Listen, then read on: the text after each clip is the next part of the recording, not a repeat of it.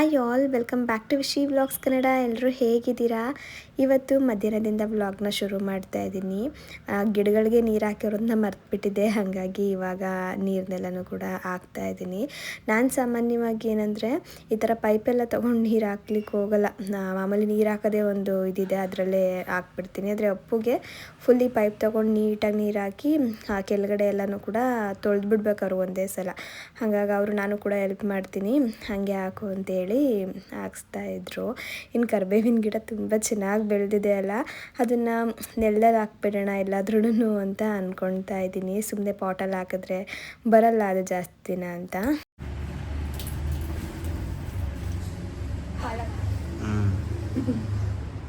ಚೆನ್ನಾಗಿ ಬಂದಿದೆ ನೋಡಿ.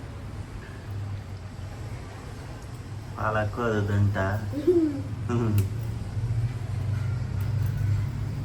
ನಾನು ಇವ್ರ ಮಾತು ಕೇಳಿ ಶೋ ಪ್ಲಾಂಟ್ ಹಾಕಿ ತಪ್ಪು ಮಾಡಿದೆ ಅಂತ ಅನಿಸ್ತಾರೆ. ಏನಿಲ್ಲ, ಅದಕ್ಕೆ ನೀರೇ ಆಗ್ತಾ ಇಲ್ಲ ನೀನು. ಫಸ್ಟ್ ಆಫ್ ಆಲ್ ಹಾಕ್ತೀನಿ.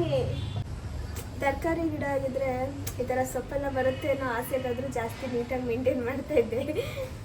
ಅಂದ್ರೆ ಅವಕ್ಕೆ ಮಣ್ಣು ಗೊಬ್ಬರ ಜಾಸ್ತಿ ಬೇಕು, ಈ ತರಕಾರಿ ಸೊಪ್ಪು ಇವಕ್ಕೆಲ್ಲ. ಮಾಮೂಲಿ ಗಿಡ ಆದ್ರೆ ನೀರಲ್ಲೇ ಬದುಕ್ತವೆ. ನಾನು ಇಷ್ಟು ಸೊಪ್ಪು ಸಿಕ್ಕಿದ್ರು ವೇಸ್ಟ್ ಮಾಡಲ್ಲ, ಗೊತ್ತಾ? ಇದನ್ನೇನಾದರೂ ಮಾಡ್ಕೊಂಡ್ಬಿಡ್ತೀನಿ. ಈ ರೋಸ್ ಗಿಡ ತೆಗಿಯೋಣ ಅಂತ ಅನ್ಕೊತಾ ಇದ್ದೀನಿ. ಇವರು ಬೇಡ ಅಂತಿದ್ದಾರೆ. ಇದು ಪೂರ್ತಿಯಾಗಿ ಹಾಳಾಗ್ಬಿಟ್ಟಿದೆ. ಮುಗೋಗೈತೆ, ಕಟ್ ಮಾಡ್ಬೇಕಮ್ಮ. ಅದು ಅವೇನಂದ್ರೆ ಹೈಬ್ರಿಡ್ ಗಿಡಗಳು, ಅವು ಫಸ್ಟ್ ಬೇರೆ ಬೇರೆ ಇರುತ್ತೆ, ಮೇಲ್ಗಡೆ ಇದೇ ಬೇರೆ ಇರುತ್ತೆ. ಆ ಕಡೆ ಚೆನ್ನಾಗಿ ಬರ್ತದೆ, ಈ ಕಡೆದು ಚೆನ್ನಾಗಿಲ್ಲ, ತೆಗ್ದ್ಬಿಡ್ಬೇಕು. ಇನ್ನು ವೀಳ್ಯದೆಲೆ ಹಾಕ್ಸ್ಬೇಕು. ಇಲ್ಲಿ ನೋಡಿ, ನಮ್ಮ ಕಡೆ ಏನು ಗೊತ್ತಾ, ವೀಳ್ಯದೆಲೆನ ಹೆಣ್ಮಕ್ಳು ಹಾಕ್ಬಾರ್ದು ಅಂತ ಹೇಳ್ತಾರೆ. ಅದು ಏನಕ್ಕಂತ ನಂಗೆ ಗೊತ್ತಿಲ್ಲ. ಹಾಗೆ ವೀಳ್ಯದೆಲೆ ತೋಟಗಳಿಗೂ ಅಷ್ಟೇ, ಯಾರು ಹೆಣ್ಮಕ್ಳು ಅಷ್ಟಾಗಿ ಹೋಗೋದಿಲ್ಲ. ಅಲ್ಲಿ ತೋಟಕ್ಕೆ ಹೋಗ್ಬೇಕಂದ್ರೂ ಗಂಡು ಮಕ್ಕಳಾದ್ರೂ ಚಪ್ಪಲಿ ಎಲ್ಲ ನೀಚೆ ಬಿಟ್ಟು ಆಮೇಲೆ ಎಲೆ ತೋಟಕ್ಕೆ ಹೋಗೋವಂಥದ್ದು. ಇನ್ನು ಅಷ್ಟು ಹೇಳ್ತಾರಲ್ಲ ಹಾಕ್ಬಾರ್ದು ಹೆಣ್ಮಕ್ಳು ಅಂತ. ನಾನು ಹಾಕಲ್ಲ, ಇವ್ರ ಕೈಲಿ ಹಾಕ್ಸ್ತೀನಿ. ಒಂದು ಖಾಲಿ ಪಾಟ್ ಇದೆ, ಒಂದು ಗಿಡ ಹಾಳಾಗಿತ್ತು ಅಂತೇಳಿ ತೆಗೆದ್ಬಿಟ್ಟಿದ್ದೀನಿ. ಆ ಪಾಟ್ ಬಿಟ್ಟಿನೆಲ್ಲ ಹಾಕ್ಸ್ಬೇಕು. ನಾನು ಈ ಕಡೆ ಹಾಕ್ಸೋಣ ಅಂದ್ಕೊಂಡೆ, ಆದರೆ ಇಲ್ಲಿ ಬಂದು ಸಾವಂತಿಗೆ ಗಿಡ ಇದೆ, ಅದೇನೋ ಚೆನ್ನಾಗಿ ಚಿಗುರ್ತಾ ಇದೆ. ಹಾಗಾಗಿ ಬೇಡ ಅಂತ ಅಲ್ಲೇ ಹಾಕ್ಸಿ ಆ ಪಾಟ್ನೆಲ್ಲ ಬೇರೆ ಕಡೆ ಇಡಬೇಕು ಅಷ್ಟೇ. ಇವಾಗ ನಾವು ಚಿಕ್ಕದೊಂದು ಪಾಟಿಂದ ದೊಡ್ಡ ಪಾಟ್ಗಾಗಿರ್ಬೋದು ಅಥವಾ ನೆಲಕ್ಕಾಗಿರ್ಬೋದು ಗಿಡ ಹಾಕ್ತೀವಲ್ವ, ಆವಾಗ ಆ ಮಣ್ಣು ಸಮೇತ ನಾವು ಗಿಡನ ಹಾಕ್ಬೇಕಾಗತ್ತೆ. ಹಂಗೆ ಹಾಕಿದ್ರೆ ಗಿಡ ತುಂಬ ಚೆನ್ನಾಗಿ ಬರುತ್ತೆ. ಕೆಲವೊಮ್ಮೆ ಏನು ಮಾಡಿಬಿಡ್ತಾರೆ ಅಂತ ಅಂದರೆ, ಬರೀ ಆ ಗಿಡ ಮಾತ್ರ ಕಿತ್ಕೊಂಡು ಇನ್ನೊಂದು ಮಣ್ಣಿಗೆ ಹಾಕ್ಬಿಡ್ತಾರೆ. ಆವಾಗ ಗಿಡಗಳು ಬರೋದಿಲ್ಲ, ಬೇಗನೆ ಒಣಗೋಗ್ಬಿಡುತ್ತೆ. ಈ ಮಣ್ಣು ಸಮೇತ ನಾವು ಇನ್ನೊಂದು ಪಾಟ್ ಒಳಗಡೆ ಹಾಕೋದ್ರಿಂದ ಚೆನ್ನಾಗಿ ಚಿಗುರುತ್ತೆ. ನಾವು ಯಾವಾಗಲೂ ಕೂಡ ಹೀಗೆ ಮಾಡೋದು. ನಮಗೆ ನರ್ಸರಿಯಲ್ಲಿ ಹೇಳಿದ್ದು ಅದು ಈಗಾಗಲೇ ಒಂದು ಮಣ್ಣಿಗೆ ಅಡ್ಜಸ್ಟ್ ಆಗಿರುತ್ತೆ. ನೀವು ಪಟ್ಟಂತ ಬೇರೆ ಮಣ್ಣಿಗೆ ಹಾಕ್ಬಿಟ್ರೆ ಒಂದೊಂದು ಸಲ ಗಿಡ ಎಲ್ಲ ಒಣಗೋಗ್ಬಿಡುತ್ತೆ, ಅದು ಬರಲ್ಲ ಅಂತ ಹೇಳಿ. ಹಾಗಾಗಿ ನಾವು ಅವಾಗಿಂದ ಹಿಂಗೆ ಮಾಡ್ತೀವಿ. ನಾವು ಹಾಕಿದ ಗಿಡ ಎಲ್ಲ ಆದಷ್ಟು ಚೆನ್ನಾಗಿ ಬರುತ್ತೆ, ಕೆಲವೊಂದು ಮಾತ್ರ ಒಣಗೋಗೋದು ಅಷ್ಟೇ. ಇನ್ನು ಅಪ್ಪು ನೋಡಿ ಎಷ್ಟು ನೀಟಾಗಿ ಕ್ಲೀನ್ ಮಾಡ್ತಾ ಇದ್ದಾರೆ. ಅವರು ಪ್ರತಿಯೊಂದು ಎಲೆನೂ ಕೂಡ ತೊಳಿತಾರೆ, ಗೊತ್ತಾ? ಅವ್ರಿಗೆ ಆ ಎಲೆ ಮೇಲೆ ಧೂಳು ಆ ಥರ ಎಲ್ಲ ಏನೂ ಬಿದ್ದಿರಬಾರ್ದು, ನೀಟಾಗಿ ಕ್ಲೀನಾಗಿರಬೇಕು. ಇನ್ನಿವತ್ತು ಅಪ್ಪನೂ ಇದ್ರಲ್ವಾ, ಹಾಗಾಗಿ ಮನೆಯೆಲ್ಲ ಸ್ವಲ್ಪ ಡೀಪ್ ಕ್ಲೀನ್ ಮಾಡ್ಕೊಂಡು ಬಿಡೋಣ ಅಂತೇಳಿ ಅಂದ್ಕೊಂಡೆ. ಬೆಳಗ್ಗೆನೇ ಸೋಫಾ ಎಲ್ಲನೂ ನೀಟಾಗಿ ವ್ಯಾಕ್ಯೂಮ್ ಮಾಡಿಕೊಟ್ಟಿದ್ರು. ಈ ಟೀಪಾಯಿನ ನೀಟಾಗಿ ಕ್ಲೀನ್ ಮಾಡಿರಲಿಲ್ಲ, ಹಾಗಾಗಿ ನಾನಿವಾಗ ಕ್ಲೀನ್ ಮಾಡ್ಕೋತಾ ಇದ್ದೀನಿ. ಈ ಟೀಪಾಯಿ ಮೇಲೆ ಗ್ಲಾಸ್ ಕೊಟ್ಟಿರ್ತಾರೆ ನೋಡಿ, ಅದು ರೀಸೆಂಟಾಗಿ ಬ್ರೇಕ್ ಆಗಿಬಿಡ್ತು ನಮ್ಮ ಮನೆಯಲ್ಲಿ. ಹಾಗಾಗಿ ನಾವು ಹೊಸದನ್ನ ಹಾಕಿಸ್ಕೊಂಡ್ವಿ. ಹೊಸದು ಬಂದು ನೀಟಾಗಿ ಕುತ್ಕೊಳ್ಳಲಿಲ್ಲ, ಸ್ವಲ್ಪ ಗ್ಯಾಪ್ ಉಳ್ಕೊಂಡ್ಬಿಡ್ತು. ನೀವಿಲ್ಲಿ ನೋಡ್ತಿರ್ಬೋದು. ಏನೋ ಗೊತ್ತಿಲ್ಲ, ಅದು ಸೈಜ್ ನಮಗೆ ಸರಿಯಾಗಿ ಗೊತ್ತಾಗಲಿಲ್ಲ ಅಂತ ಅನಿಸುತ್ತೆ. ಇವಾಗ ಹೆಂಗಾಗಿ ಹೋಗ್ಬಿಟ್ಟಿದೆ ಅಂದರೆ, ಸ್ವಲ್ಪ ಏನಾದ್ರೂ ಚಲ್ತು ಅಂದರೆ ಅದೆಲ್ಲ ಹೋಗಿ ಆ ಮೂಲೆಯಲ್ಲಿ ನಿಂತ್ಕೊಂಡು ಬಿಡುತ್ತೆ. ಫುಲ್ ಆ ಟೀಪಾಯೇ ಒಂಥರ ಗಲೀಜು ಥರ ಕಾಣಿಸ್ತಿರುತ್ತೆ. ಅವಾಗವಾಗ ನೀಟಾಗಿ ಕ್ಲೀನ್ ಮಾಡ್ಕೊತಾ ಇರಬೇಕು. ಇನ್ನೇನು ಮಾಡೋದು, ತರಿಸಿ ಹಾಕ್ಬಿಟ್ಟಿದ್ದೀವಲ್ಲ ಅಂತ ಹೇಳ್ಬಿಟ್ಟು ಇವಾಗ ಹಾಗೆ ಕ್ಲೀನ್ ಮಾಡ್ಕೊತಾ ಇದ್ದೀನಿ. ಹಾಗೆ ಸ್ವಲ್ಪ ಪಾತ್ರೆನೆಲ್ಲ ತೊಳೆದಿರಲಿಲ್ಲ, ಬೆಳಗಿನ ತಿಂಡಿದೆಲ್ಲನೂ ಹಾಗೆ ಇತ್ತು. ಇವಾಗ ಪಾತ್ರೆ ತೊಳೆದ್ಬಿಟ್ಟು ಸ್ವಲ್ಪ ಕಿಚನ್ ಕ್ಲೀನ್ ಮಾಡ್ಕೊಳ್ಳೋಣ ಅಂತೇಳಿ ಕಿಚನ್ನು ಕೂಡ ಕ್ಲೀನ್ ಮಾಡಿಕೊಂಡೆ. ನಾನು ಈ ಬಾಟಲಲ್ಲಿ ನೀರು ತುಂಬಿಟ್ಕೊಂಡು ಬಿಡ್ತೀನಿ, ಆವಾಗವಾಗ ಮರ್ತೋಗಲ್ಲ, ಕುಡಿತಾ ಇರ್ಬೋದು ಅಂತೇಳಿ. ಅದು ತುಂಬಿಟ್ಕೊಂಡಿಲ್ಲ ಅಂದರೆ ಏನಾಗುತ್ತೆ ಗೊತ್ತಾ, ಎಲ್ಲ ಒಂದು ಕಡೆ ಹೋಗಿ ಕೂತ್ಕೊಂಡು ಏನೋ ಒಂದು ಕೆಲಸ ಮಾಡ್ತಿರ್ತೀನಿ, ನೀರು ಕುಡಿಯೋದೇ ಮರ್ತೋಗ್ಬಿಡುತ್ತೆ. ಹಂಗಾಗಿ ಅದ್ರಲ್ಲಿ ತುಂಬಿಟ್ಕೊಂಡ್ರೆ ಅದನ್ನು ಪಕ್ಕದಲ್ಲೇ ಇಟ್ಕೊಂಡಿರ್ತೀನಿ, ಆವಾಗವಾಗ ನೀರು ಕುಡಿತೀನಿ ಅಂತೇಳಿ. ಇನ್ನು ಇನ್ನು ಇವಾಗಲೂ ಕೂಡ ನಾನು ಮಡಿಕೆಲೇ ನೀರನ್ನ ಇಡೋ ಅಂಥದ್ದು ತಣ್ಣಗಿರುತ್ತೆ ಅಂತೇಳಿ. ನಾವು ಈ ಮಡಿಕೆ ತೊಗೊಂಡು ಬಂದಿದ್ವಲ್ಲ, ಈ ಮಡಿಕೆ ಹೆಂಗೆ ಅಂತ ಅಂದರೆ ನಾವು ನೀರು ತುಂಬಿಟ್ಟು ಒಂದು 2 ದಿನ ಅಷ್ಟರಲ್ಲಿ ಕೆಳಗಡೆ ಆ ಥರ ನೀರು ಕಲೆಕ್ಟ್ ಆಗುತ್ತೆ. ಕಲೆಕ್ಟ್ ಆಗಿರೋ ನೀರನ್ನ ಚೆಲ್ಬಿಟ್ಟು ಮತ್ತೆ ಹೊಸ ನೀರನ್ನ ತುಂಬಿಟ್ಕೊಳ್ಬೇಕು. ಮೊದಲಿದ್ದಿದ್ದು ಮಡಿಕೆಲೆಲ್ಲ ಈ ಥರ ಇರಲಿಲ್ಲ. ಈ ಮಡಿಕೆಲೇ ನೀರು ಈ ಥರ ಕಲೆಕ್ಟ್ ಆಗೋದು. ಆದರೆ ಎಷ್ಟು ತಣ್ಣಗಿರುತ್ತೆ ಗೊತ್ತಾ ನೀರು. ನಾವು ಫ್ರಿಜ್ಜಲ್ಲಿಟ್ಟಿರೋ ನೀರು ಕುಡಿತೀವಲ್ಲ, ಸೇಮ್ ಹಂಗೆ ಅಂತ ಅನಿಸುತ್ತೆ. ಇನ್ನು ನಮ್ಮ ಮನೇಲಿ ಒಂದು 2 ದಿನಕ್ಕೆಲ್ಲ ನೀರು ಖಾಲಿನೇ ಆಗಿಬಿಡುತ್ತೆ. ಇನ್ನು ನಾನು ಮಾಮೂಲಿ ನೀರಲ್ಲೇ ಕ್ಲೀನ್ ಮಾಡಿ ಮತ್ತೆ ನೀರು ತುಂಬಿಟ್ಕೊಂಡು ಬಿಡ್ತೀನಿ. ಯಾವುದೇ ಥರ ಜೆಲ್ ಹಾಕಿ ವಾಶ್ ಮಾಡೋದು ಆ ಥರ ಎಲ್ಲ ಮಾಡಲ್ಲ. ಮಣ್ಣಿನ ಪಾತ್ರೆಗಳಿಗೆ ಆ ಥರ ಎಲ್ಲ ಮಾಡ್ಲಿಕ್ಕೆ ಹೋಗಬಾರ್ದು. ಇನ್ನು ಮಧ್ಯಾಹ್ನದ ಅಡುಗೆಗೆ ರೆಡಿ ಮಾಡ್ಕೊಳ್ತಾ ಇದ್ದೀನಿ. ಮುದ್ದೆಗೆ ಇಟ್ಟಿದ್ದೀನಿ. ಈ ಕಡೆ ಸ್ವಲ್ಪ ಇದು ಕುದಿ ಬರಬೇಕು. ಹಾಗೆ ಸುಮಾರು ಜನ ಕೇಳ್ತಾ ಇರ್ತೀರಾ ನನಗಿವಾಗ ಎಷ್ಟು ಮಂತು, ನೀವು ಯಾವ ಥರ ಮಧ್ಯಾಹ್ನದ ಊಟ ಎಲ್ಲ ತೊಗೊಳ್ತಾ ಇರ್ತೀರಾ ಅಂತ ಹೇಳ್ಬಿಟ್ಟು. ನನಗಿವಾಗ 5 ಮಂತ್ಸ್ ಕಂಪ್ಲೀಟ್ ಆಗಿ 6 ಮಂತ್ಸ್ ರನ್ನಿಂಗು. ಇನ್ನು 6 ಮಂತ್ಸ್ ಕಂಪ್ಲೀಟ್ ಆಗಿಲ್ಲ.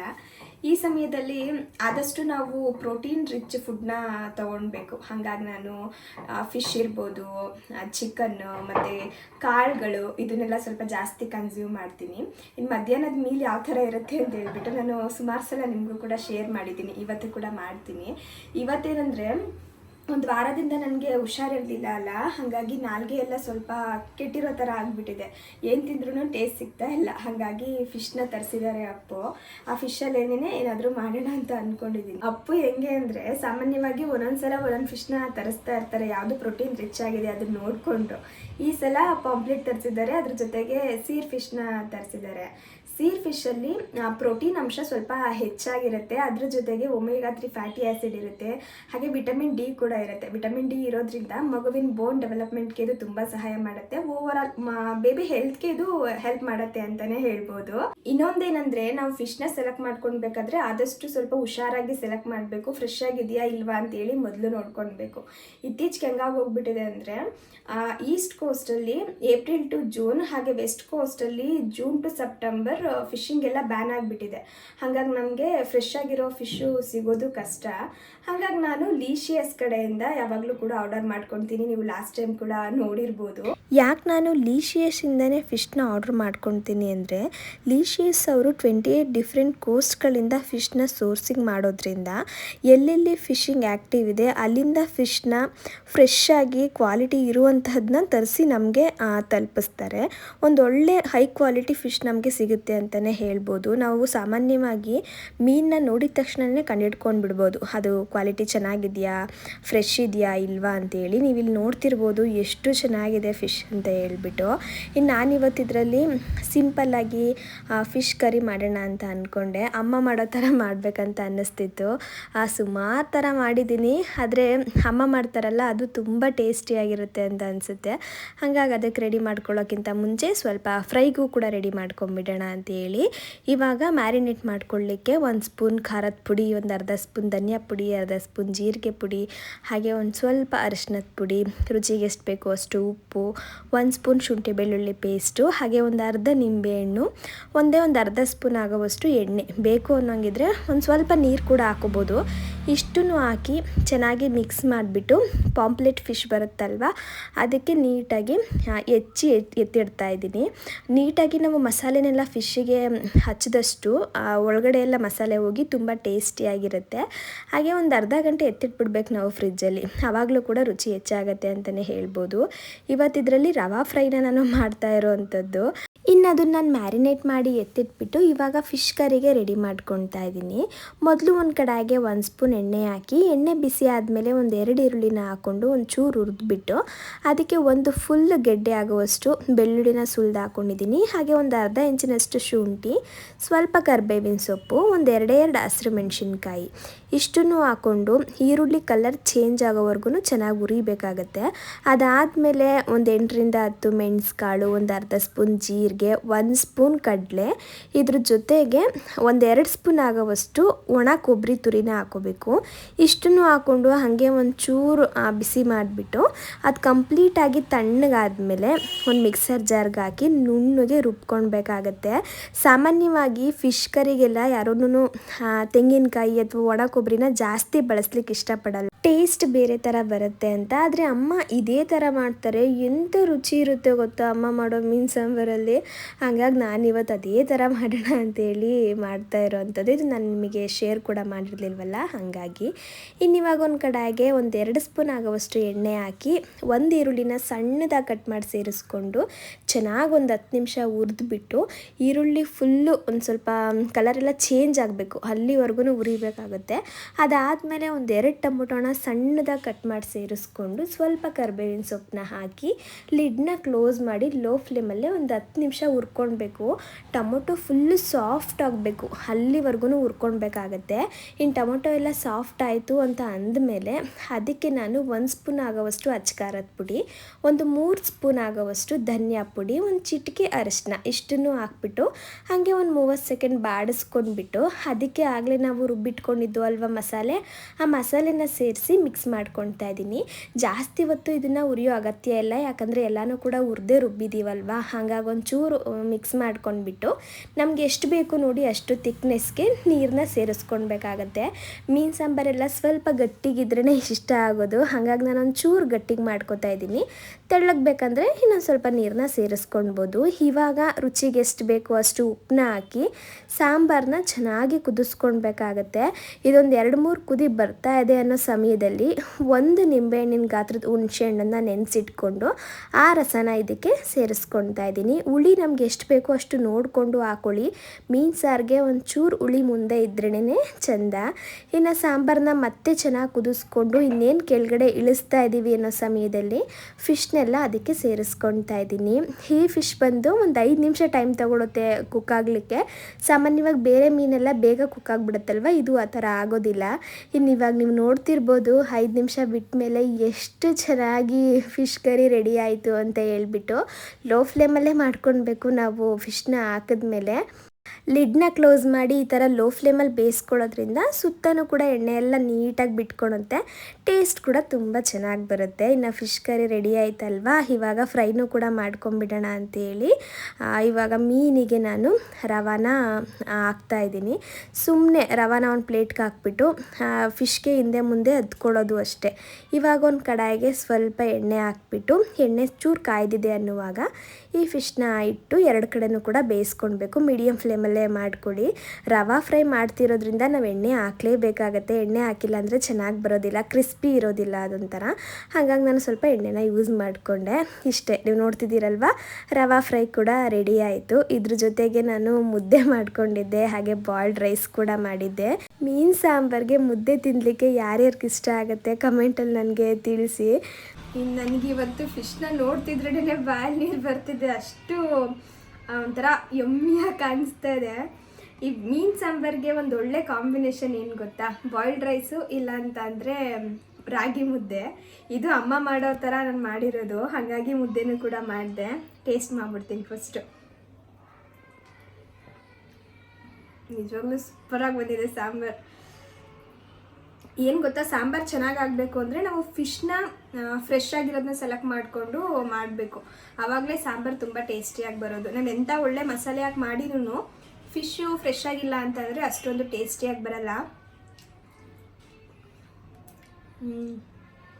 ನಿಜವಾಗ್ಲೂ ಫಿಶ್ ಮಾತ್ರ ಸೂಪರಾಗಿದೆ, ಎಷ್ಟು ಜ್ಯೂಸಿಯಾಗಿದೆ ಗೊತ್ತಾ.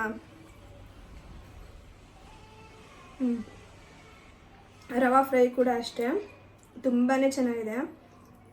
ಪಾಂಪ್ಲೆಟ್ ಫಿಶ್ನ ಹೇಳೋದೇ ಬೇಡ, ನಾವು ಎಂಥ ಮಸಾಲೆ ಹಾಕಿ ಮಾಡಿದರೂ ಕೂಡ ತುಂಬ ಟೇಸ್ಟಿಯಾಗಿರುತ್ತೆ. ಇನ್ನು ನೀವೇನಾದರೂ ಫಿಶ್ನ ಆರ್ಡರ್ ಮಾಡ್ಕೊಳ್ಬೇಕು ಅನ್ನೋಂಗಿದ್ರೆ ಲಿಶಿಯಸ್ ಆ್ಯಪ್ನ ನೀವು ಡೌನ್ಲೋಡ್ ಮಾಡಿಕೊಂಡು ಅದ್ರ ಮುಖಾಂತರ ಮಾಮೂಲಿಯಾಗಿ ಆರ್ಡರ್ ಮಾಡ್ಕೊಳ್ಳೋದು ಅಷ್ಟೇ. ನಿಜವಾಗ್ಲೂ ತುಂಬಾ ಒಂದು ಒಳ್ಳೆ ಕ್ವಾಲಿಟಿ ಫಿಶ್ ಸಿಗುತ್ತೆ ಅಂತಲೇ ಹೇಳ್ತೀನಿ. ನೀವೇ ಈಗ ನೋಡಿದ್ರಲ್ಲ ಎಷ್ಟು ಚೆನ್ನಾಗಿತ್ತು ಅಂತ ಹೇಳಿ. ನಿಮಗೂ ಏನಾದರೂ ಬೈ ಮಾಡಬೇಕು ಅಂದರೆ ಖಂಡಿತ ನೀವು ಇದರಲ್ಲಿ ಬೈ ಮಾಡ್ಬೋದು. ಇನ್ನು ನಾನು ಊಟನೆಲ್ಲ ಮುಗಿಸ್ಕೊಂಡ್ಮೇಲೆ ಸ್ವಲ್ಪ ಕಿಚನ್ನ ಡೀಪ್ ಕ್ಲೀನ್ ಮಾಡ್ಕೊಂಡ್ಬಿಟ್ಟೆ. ಮಾಮೂಲಿಯಾಗಿ ನಾವು ಫಿಶ್ ಎಲ್ಲ ಮಾಡಿದ್ರೆ ಒಂಚೂರು ಸ್ಮೆಲ್ ಇರುತ್ತಲ್ಲ, ಹಾಗಾಗಿ ಮೊದಲು ಕ್ಲೀನ್ ಕೆಲಸನ ಅಲ್ಲಿ ಮುಗಿಸ್ಕೊಂಡ್ಬಿಟ್ಟು ಇವಾಗ ಸ್ನಾನಕ್ಕೆ ಹೋಗೋಣ ಅಂತ ಹೇಳಿ ಹೊರಟಿದ್ದೀನಿ. ಸಾಮಾನ್ಯವಾಗಿ ನಾವು ಮೀನು ಸಾಂಬಾರು ಏನಾದರೂ ಮಾಡೋದು ಮನೆಯಲ್ಲಿ ಅಂದರೆ ನಾವು ಸ್ವಲ್ಪ ಊಟ ಎಲ್ಲ ಮುಗಿಸಿದ್ಮೇಲೆ ಸ್ನಾನ ಮಾಡಿಬಿಡ್ಬೇಕು, ಇಲ್ಲ ಅಂದರೆ ಸಮಾಧಾನನೇ ಆಗಲ್ಲ. ನನಗೂ ಕೂಡ ಯಾವಾಗಲೂ ಹಂಗೆ ಅನಿಸ್ತಾ ಇರುತ್ತೆ. ಇನ್ನು ಸ್ವಲ್ಪ ಕ್ಲೀನಿಂಗ್ ಕೆಲಸ ಎಲ್ಲ ಬಾಕಿ ಇತ್ತು, ಅದನ್ನ ಅಪ್ಪು ನಾನು ಮಾಡ್ಕೊಳ್ತೀನಿ, ನೀನು ಹೋಗಿ ಸ್ವಲ್ಪ ಹೊತ್ತು ರೆಸ್ಟ್ ಮಾಡು ಅಂತ ಹೇಳಿದ್ರು. ಇನ್ನೇನು ನಾನು ರೆಸ್ಟ್ ಮಾಡೋ ಅಂಥದ್ದು, ಸ್ನಾನ ಮುಗಿಸ್ಕೊಂಡು ಒಟ್ಟಿಗೆ ಸಂಜೆ ಆರಾಮದಲ್ಲಿದ್ರಾಯ್ತು ಅಂತ ಹೇಳ್ಬಿಟ್ಟು ಸ್ನಾನಕ್ಕೆ ಹೋಗ್ಬಿಡೋಣ ಅಂತ ಅಂದ್ಕೊಂಡೆ. ಹಾಗೆ ಕಬೋರ್ಡಲ್ಲಿರೋ ಬಟ್ಟೆ ಎಲ್ಲ ಸ್ವಲ್ಪ ಮಿಸ್ಸಿ ಆಗಿಬಿಟ್ಟಿತ್ತು, ಅದನ್ನೆಲ್ಲ ಒಂಚೂರು ಫೋಲ್ಡ್ ಮಾಡಿ ಎತ್ತಿಟ್ಕೊಳ್ಬೇಕಿತ್ತು. ಸರಿ ಇವತ್ತು ಬೇಡ, ಸ್ವಲ್ಪ ಕಾಲು ನೋವು ಬಂದುಬಿಡುತ್ತೆ, ಇನ್ನೊಂದು ದಿನ ಯಾವಾಗಾದರೂ ಮಾಡ್ಕೊಳ್ಳೋಣ, ಎಲ್ಲ ಕೆಲಸ ಒಂದೇ ದಿನ ಮಾಡೋದು ಬೇಡ ಅಂತೇಳಿ ಆ ಕೆಲಸ ಮಾಡಲಿಕ್ಕೆ ಹೋಗಲಿಲ್ಲ. ಇನ್ನು ಅಪ್ಪು ಮಾಮೂಲಿಯಾಗಿ ಕಸ ಎಲ್ಲ ಗುಡಿಸಿ ಕ್ಲೀನ್ ಮಾಡಿರ್ತಾರೆ ಅಂತ ನಾನು ಅಂದ್ಕೊಂಡ್ರೆ ಅವ್ರು ಫುಲ್ಲು ಡೈನಿಂಗ್ ಟೇಬಲ್ನೆಲ್ಲ ಎಳೆದು ಕೆಳಗಡೆ ಎಲ್ಲ ಒಂದು ಸ್ವಲ್ಪ ಧೂಳೆಲ್ಲ ಆಗಿಬಿಟ್ಟಿತ್ತು. ನನಗೆ ಬಗ್ಗೆಲ್ಲ ನೀಟಾಗಿ ಗುಡಿಸ್ಲಿಕ್ಕೆ ಆಗಲ್ಲ ನೋಡಿ, ಹಾಗಾಗಿ ಒಂಚೂರು ಜಾಡಿ ಎಲ್ಲ ಕಟ್ಕೊಂಡಿರೋ ಥರ ಎಲ್ಲ ಆಗೋಗ್ಬಿಟ್ಟಿತ್ತು. ಹಾಗಾಗಿ ಅವರು ಪೂರ್ತಿ ತೆಗೆದ್ಬಿಟ್ಟು ಡೀಪ್ ಕ್ಲೀನ್ ಥರನೇ ಮಾಡ್ತಾಯಿದ್ರು. ಮೊದಲೆಲ್ಲ ಆರಾಮಾಗಿ ಮಾಡ್ಕೊಂಡು ಬಿಡ್ತಿದ್ದೆ, ಆದರೆ ಇತ್ತೀಚೆಗೆ ಆಗಲ್ಲ, ಸ್ವಲ್ಪ ಕಷ್ಟ ಅಂತ ಅನಿಸುತ್ತೆ. ಹಾಗಾಗಿ ಎಷ್ಟಾಗುತ್ತೋ ಅಷ್ಟು ಮಾತ್ರ ನಾನು ಕಸ ಗುಡಿಸ್ಕೊಳ್ತೀನಿ. ಈ ಥರ ಡೀಪಾಗಿ ಏನಾದ್ರೂ ಕ್ಲೀನ್ ಮಾಡಿಕೊಡ್ಬೇಕು ಅಂದರೆ ಅವರೇನೇ ಮಾಡಿಕೊಟ್ಬಿಡ್ತಾರೆ. ಇನ್ನಿವತ್ತು ದಿನ ಪೂರ್ತಿ ಮನೇಲೇ ಸಮಯ ಕಳೆದೋಗ್ಬಿಡ್ತು. ಅಪ್ಪು ಕೂಡ ಇದ್ದಿದ್ದರಿಂದ ಕ್ಲೀನಿಂಗ್ ಕೆಲಸ ಎಲ್ಲ ಆಗೋಯ್ತು. ಇವತ್ತು ನೊಬ್ಬಳೆ ಮಾಡಬೇಕು ಅಂದರೆ ಸಂಜೆ ಎಲ್ಲ ಮಾಡಬೇಕಿತ್ತು, ಅವ್ರು ಹೆಲ್ಪ್ ಮಾಡಿದ್ರಿಂದ ಬೇಗ ಆಗೋಯಿತು. ಇನ್ನು ವ್ಲಾಗ್ನು ಕೂಡ ಎಂಡ್ ಮಾಡೋಣ ಅಂತ ಅಂದ್ಕೊಂಡೆ, ಪುಟ್ಟದಾಗಿ ವ್ಲಾಗ್ ಮಾಡೋಣ ಇವತ್ತು ಅಂತ. ಆದರೆ ಒಂದು ವಿಚಾರದ ಬಗ್ಗೆ ಮಾತಾಡಬೇಕಿತ್ತು, ಆ ವಿಚಾರದ ಬಗ್ಗೆ ಮಾತಾಡಿ ಅದಾದಮೇಲೆ ವ್ಲಾಗ್ ಎಂಡ್ ಮಾಡೋಣ ಅಂದ್ಕೊಂಡು ಕೂತ್ಕೊಂಡಿದ್ದೀವಿ. ಇವಾಗ ಏನಂದರೆ, ನಾನು ಯಾವಾಗಲೂ ಕೂಡ ಹೆಲ್ದಿ ಫುಡ್ಡು ಹಾಗೆ ಹೆಲ್ದಿ ಲೈಫ್ ಸ್ಟೈಲು ಅಂತ ಹೇಳಿ ಜಾಸ್ತಿ ನನ್ನ ಲೈಫಲ್ಲಿ ನಾನು ಅಳವಡಿಸ್ಕೊಂಡಿರೋದನ್ನ ನಾನು ನಿಮಗೆ ಶೇರ್ ಮಾಡ್ತೀನಿ. ಇದನ್ನು ಕೆಲವೊಬ್ಬರು ನೋಡಿ ತುಂಬ ಖುಷಿಪಟ್ಟು ಕೇಳ್ತಿರ್ತಾರೆ, ಅಂದರೆ ಎಲ್ಲಾದರೂ ಸಿಕ್ಕಿದಾಗ ನಿಮ್ಮ ಲೈಫ್ ಸ್ಟೈಲ್ ತುಂಬ ಚೆನ್ನಾಗಿದೆ, ತುಂಬ ಚೆನ್ನಾಗಿ ಕುಕ್ ಮಾಡ್ತೀರಾ, ನಮಗೂ ಅದೇ ಥರ ಇರಬೇಕು ಅಂತ ಆಸೆ ಆಗುತ್ತೆ ಅಂತೆಲ್ಲ ಸುಮಾರಷ್ಟು ಒಳ್ಳೊಳ್ಳೆ ಕಮೆಂಟ್ಸ್ ಪಾಸ್ ಮಾಡ್ತಾರೆ. ಬರೀ ವ್ಲಾಗಲ್ಲಿ ಕಮೆಂಟ್ ಮಾಡೋದು ಮಾತ್ರ ಅಲ್ಲ, ಎಲ್ಲಾದರೂ ಈಚೆ ಸಿಕ್ತಾಗಲೂ ಕೂಡ ಇದೇ ಥರ ಹೇಳ್ತಾರೆ. ಅವಾಗ ನಿಜ ತುಂಬ ಖುಷಿ ಆಗುತ್ತೆ. ಇನ್ನು ಕೆಲವೊಬ್ರು ಏನು ಗೊತ್ತಾ, ನಿಮ್ಮನ್ನು ನೋಡಿ ನಮ್ಮ ಲೈಫ್ ಸ್ಟೈಲು ಕೂಡ ನಾವು ಸ್ವಲ್ಪ ಚೇಂಜ್ ಮಾಡ್ಕೊಂಡಿದ್ದೀವಿ, ಇವಾಗ ನಮಗೆ ನಾವು ಟೈಮ್ ಕೊಡಲಿಕ್ಕೆ ಶುರು ಮಾಡ್ಕೊಂಡಿದ್ದೀವಿ, ಯೋಗಾಭ್ಯಾಸ ಮಾಡ್ತಾಯಿದ್ದೀವಿ ಅಂತ ಎಲ್ಲ ಹೇಳ್ತಾರೆ. ಅದೆಲ್ಲ ಕೇಳಿದಾಗ ನಿಜ ತುಂಬ ಖುಷಿ ಆಗುತ್ತೆ. ಇನ್ನು ಇತ್ತೀಚೆಗೆ ಏನಂದರೆ, ನಾನು ನನ್ನ ಬೇಬಿಗೆ ಹಾರ್ಟ್ ಇದೆ ಅಂತೇಳಿ ಶೇರ್ ಮಾಡ್ಕೊಂಡಿದ್ದೆ ಅಲ್ಲ, ಆ ವ್ಲಾಗ್ನ ಅಪ್ಲೋಡ್ ಮಾಡಿದ್ದಾದಮೇಲೆ ನಮಗೂ ಕೂಡ ಸ್ವಲ್ಪ ಹೆಲ್ತ್ ಇಶ್ಯೂ ಆಯಿತು, ಅದನ್ನು ಕೂಡ ಶೇರ್ ಮಾಡಿದ್ದೆ. ಹಾಗಾಗಿ ಕೆಲವೊಬ್ಬರು ಕಮೆಂಟಲ್ಲಿ ಹೇಳ್ತಿರ್ತಾರೆ, ನಾನು ಅದನ್ನು ನೆಗೆಟಿವ್ ಕಮೆಂಟ್ ಅಂತ ಏನು ತೊಗೊಳ್ಳಲ್ಲ, ಬಟ್ ಅವ್ರು ಅನಿಸಿರೋದನ್ನ ಅವರು ಕಮೆಂಟ್ ಮಾಡಿದ್ದಾರೆ ಅಷ್ಟೇ.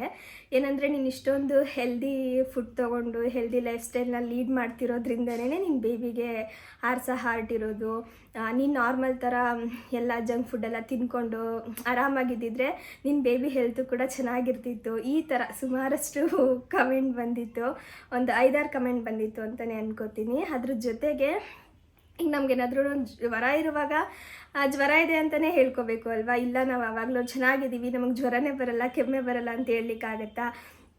ಈ ಟೈಮಲ್ಲಿ ಏನಾದರೂ ವ್ಲಾಗ್ ಮಾಡಿರೋದನ್ನ ಶೇರ್ ಮಾಡಿದ್ರೆ ಆಗಲೂ ಕೂಡ ಹಾಗೆ ಕೆಲವೊಬ್ಬರು ಕಮೆಂಟ್ ಮಾಡ್ತಾರೆ, ಇಷ್ಟೊಂದೆಲ್ಲ ಹೆಲ್ದಿ ಫುಡ್ ತಿಂತೀಯ, ಆದರೂ ನಿನಗೆ ಕೋಲ್ಡ್ ಆಗಿಬಿಟ್ಟಿದೆ, ಆದರೂ ನಿನಗೆ ಜ್ವರ ಬಂದುಬಿಟ್ಟಿದೆ ಅಂತ. ಅದ್ರ ಬಗ್ಗೆನೇ ಇವತ್ತು ನಾನು ನಿಮ್ಮ ಜೊತೆ ಮಾತಾಡಬೇಕು ಅಂತ ಅಂದ್ಕೊಂಡೆ. ಏನಂದರೆ, ಸುಮಾರು ಜನ ಇದನ್ನು ತಪ್ಪಾಗಿ ತಿಳ್ಕೊಂಡ್ಬಿಟ್ಟಿದ್ದಾರೆ.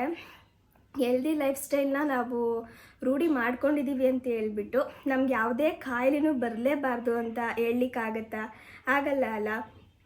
ಇನ್ನು ಕೆಲವೊಬ್ಬರು ಏನಂದರೆ, ಅಪ್ಪು ನಾನು ಹೆಲ್ದಿ ಫುಡ್ನ ತೊಗೊಂಡ್ರು ಕೂಡ ನಿಮ್ಮ ಬೇಬಿಗೆ ಯಾಕೆ ಹಾರ್ಟ್ ಇದೆ, ಚೆನ್ನಾಗಿರ್ಬೇಕಿತ್ತಲ್ಲ ಅದು ಅಂತ ಅಂದ್ಕೊಂಬಿಟ್ಟು ಹಂಗೆ ಕಮೆಂಟ್ ಮಾಡೋದು.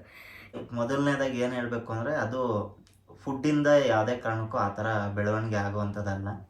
ಅದು ನಮ್ಮ ಜೆನೆಟಿಕ್ಕು, ನಮ್ಮ ಜೀನ್ಸಿಂದ ಬರುವಂಥದ್ದು. ಈಗ ನಮ್ಮ ಫ್ಯಾಮಿಲಿ ಟ್ರೀಲಿ ಏನೇನು ಯಾರಿಗೋ ಒಬ್ರಿಗೆ ಆ ಥರ ಹಾರ್ಟ್ ಇರುತ್ತೆ. ಸೊ ಹಂಗಾಗಿ ಆ ಪಾಪುಗೆ ಹಂಗೆ ಬಂದಿರುತ್ತೆ. ಅದು ನಮಗೆ ಗೊತ್ತಿರಲ್ಲ. ಈಗ ಹಿಂದಿನ ಕಾಲದಲ್ಲೆಲ್ಲ ಅದೆಲ್ಲ ಇರಲಿಲ್ಲ ಅಲ್ವಾ, ಇವಾಗಿನ ಥರ ಸ್ಕ್ಯಾನಿಂಗ್ ಅದು ಇದು ಏನೂ ಇರಲಿಲ್ಲ, ಅವಾಗ ಅಷ್ಟೊಂದು ಇರಲಿಲ್ಲ. ಇವಾಗ ತುಂಬ ಡೆವಲಪ್ ಆಗಿರೋದ್ರಿಂದ ನಮಗೆ ಬೇಗ ಅದೆಲ್ಲ ಗೊತ್ತಾಗ್ತಾ ಇದೆ ಅಷ್ಟೇ. ಫುಡ್ಡಿಂದ ಅದು ಆಗೈತೆ ಅನ್ನೋದೆಲ್ಲ ಸುಳ್ಳು. ಫುಡ್ ಏನಕ್ಕೆ ಒಳ್ಳೆ ಆಹಾರನೇ ಕನ್ಸ್ಯೂಮ್ ಮಾಡಬೇಕು ಅಂದರೆ, ಈಗ ನಮ್ಗೆ ಏನಾದರೂ ಒಂದು ಕಾಯಿಲೆ ಬಂತು, ಈಗ ಮಳೆಗಾಲ ಜಾಸ್ತಿ ಬೇಗ ಶೀತ ಆಗುತ್ತೆ, ಜ್ವರ ಬರುತ್ತೆ, ಅದೇನು ಫುಡ್ ತಿನ್ನೋದ್ರಿಂದ ಯಾವತ್ತೂ ಜ್ವರ ಬರಲ್ಲ.